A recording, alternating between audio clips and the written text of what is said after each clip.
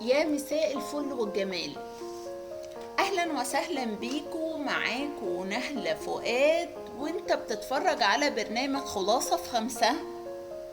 البرنامج اللي بنلخص فيه اهم واقوى الافكار في 5 دقايق وبس. في الحلقة اللي فاتت من سلسلة الطريق للثراء من كتاب الأب الغني والأب الفقير، اتكلمنا عن الخطوة التانية، وهي الفرق بين الأصول والخصوم، وإنك لازم تزود أصولك وتقلل خصومك. النهاردة بقى جايين على الخطوة التالتة اللي مهمة جدا جدا. اهتم بشغلك الخاص.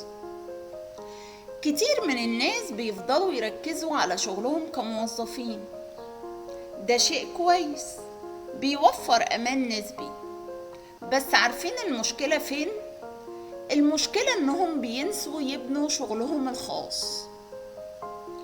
الأب الغني كان دايما بيقول الشغل بتاعك الحقيقي هو الأصول اللي انت بتبنيها، مش الوظيفة اللي بتشتغلها. طب يعني ايه؟ يعني حتى لو بتشتغل وظيفة مستقرة ما ينفعش تقف عندها، لازم يكون عندك حاجة جانبية بتبنيها لنفسك. مشروع صغير أو استثمار بسيط أو قناة يوتيوب زي دي، أو كتاب بتكتبه، أو حتى مهارة بتتعلمها عشان تبني منها بيزنس بعدين.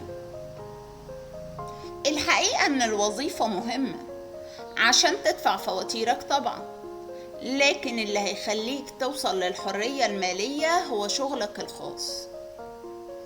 ابدأ صغير، مفيش مشكلة خالص.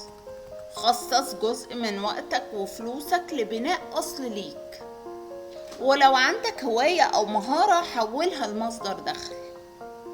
وافتكر، وظيفتك هتأكلك عيش النهاردة، لكن شغلك الخاص هو اللي هيأمن مستقبلك. وبكده نكون خلصنا الخطوة الثالثة للثراء. اهتم بشغلك الخاص. في الحلقة الجاية بقى هنتكلم عن خطوة رابعة مهمة جدا، تاريخ الضرائب وقوة الشركات، وازاي ان الاغنياء بيستغلوا النظام لمصلحتهم. استنوني، لان اللي جاي هيفتح لكم عيونكم على حاجات كتير قوي. اشترك في القناة وفعل الجرس عشان توصلك كل الحلقات الجديدة اول باول.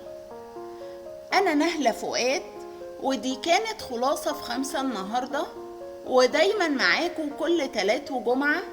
افتكروا دايما شعارنا: أفكار مركزة في وقت محدود. أشوفكم الحلقة الجاية.